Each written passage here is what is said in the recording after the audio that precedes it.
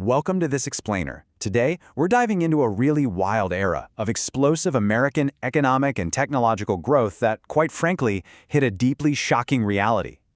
To really wrap our heads around this era, we've got to start with the word gilding. It's basically the process of applying this super thin layer of gold leaf or powder over a solid surface, like wood or stone or just some cheap metal, to give it the false appearance of solid gold. And understanding that one single concept that literally unlocks the entire truth of late 19th century America. Fun fact, the term Gilded Age didn't even exist as a historical period for the people actually living through it. Authors Mark Twain and Charles Dudley Warner cleverly coined the phrase in an 1873 novel to satirize what everyone was promising would be this grand golden age. They looked around and saw an era of serious, deep-rooted social problems masked by a thin, glittering gold gilding of economic expansion. Section 1. The shiny surface of progress. Before we get to that cheap metal underneath, we definitely have to acknowledge just how dazzling that gold layer really was. From the 1870s to the 1890s, the U.S. saw an absolute explosion of life-changing inventions. We finished the first transcontinental railroad in 1869, which took a brutal wagon-busting 6-month journey from New York to San Francisco and shrank it down to a breezy 6 days. Between 1860 and 1890, a staggering 500,000 new patents were issued. We're talking about massive game changers. George Westinghouse's train air brakes making travel way safer. Theodore Vail's AT&T telephone network connecting the country. Elisha Otis inventing the elevator, which quite literally allowed our expanding cities to scrape the sky. And, of course, Thomas Edison's electric lighting networks completely illuminating those streets at night. And it wasn't just cool new gadgets either. The economic boom was historically massive. Get this, from 1860 to 1890, real wages grew by an incredible 60%. This new wealth was spread across a rapidly expanding labor force fueled by millions of new immigrants flocking to American shores, all eager to participate in this second industrial revolution.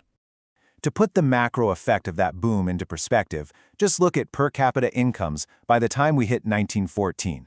The United States was sitting at $377, rocketing right past the greatest, oldest empires of Europe. You had Britain at $244 and Germany at $184. American GDP and industrial production were undeniably leading the entire world. Section 2. Titans and robber barons. So who was actually steering this massive, unprecedented growth? Well, that brings us to the ultra-powerful industrialists and financiers who created massive corporate monopolies. And we really have to look impartially at these men through two very competing historical lenses. On one hand, were they captains of industry? Admirers point out that these visionaries built the core American economy from the ground up. They championed this idea of the gospel of wealth, believing that massive philanthropy was their moral duty. Andrew Carnegie actually donated over 90% of his wealth to fund thousands of libraries and schools, and John D. Rockefeller gave away over $500 million to various charities. But on the other hand, were they robber barons? Critics argue these guys were greedy monopolists who ruthlessly stifled market competition. Through massive trusts, like Standard Oil, they amassed unprecedented fortunes at the severe expense of the working class, all while exerting a highly corrupt influence over the government. The ultimate result of this largely unregulated system was a jaw-dropping concentration of wealth.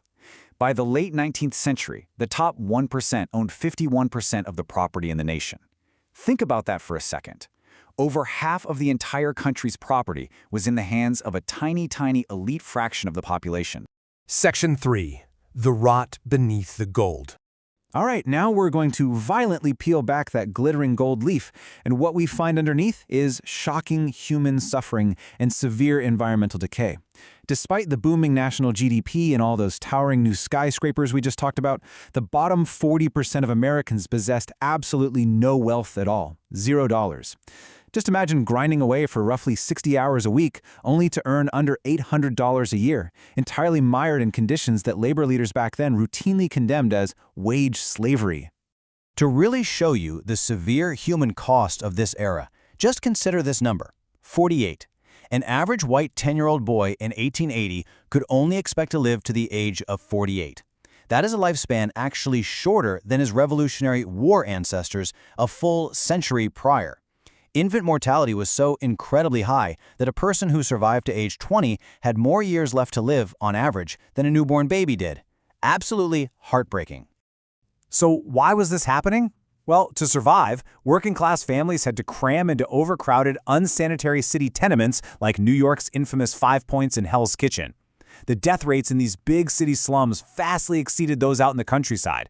The rapid industrialization completely polluted the waterways and the streets, which just compounded the miseries of the poor who had absolutely no escape from this disease-ridden environment. And the workplaces? Literal death traps. America actually boasted the highest industrial accident rate in the world at this time. In the railroad industry alone, out of 704,000 employees in 1889, roughly 20,000 were injured and nearly 2,000 were killed on the job. And remember, the United States was the only industrial power at the time to have absolutely zero workers' compensation programs in place. If you got hurt or if you were killed, you and your family were entirely on your own. Section 4. The Rise of Labor. You simply cannot have this level of extreme contrast, massive, opulent wealth at the very top, and fatal misery at the bottom, without hitting a breaking point. For the Gilded Age, that point erupted into massive, often incredibly violent labor unrest. This boiling tension didn't just happen overnight, it escalated dramatically over the years. In 1877, we see the Great Railroad Strike, an uncoordinated outburst of 80,000 workers that led to massive riots stretching over 45 days. Then, in 1886, the Haymarket Affair in Chicago, where an alleged anarchist bombing during a labor rally led to a brutal police crackdown and the eventual collapse of the prominent Knights of Labor Union. By 1894, the unrest had evolved into the Pullman Strike. This was a highly coordinated national railroad shutdown led by Eugene V. Debs, and it was so effectively disruptive that President Grover Cleveland actually had to call in the U.S. Army to forcibly crush it. So the strikes were getting bigger, but they were often ending in crushing defeat and violence. Eventually, a totally different approach took root when Samuel Gompers united local craft unions under the American Federation of Labor, or the AFL. They deliberately threw out the violent strike tactics and radical ideologies of the past. Instead, the AFL focused purely on controlling local labor markets to demand straightforward, tangible improvements, higher wages, and better workplace safety. By organizing skilled labor and just abandoning chaotic violence, they finally found a much more successful path forward for the American worker. This entire era, from those brilliant flashes of technological invention all the way down to the grim realities of the urban slums, utterly shaped the modern United States. But it also leaves us with a really critical reflection for today.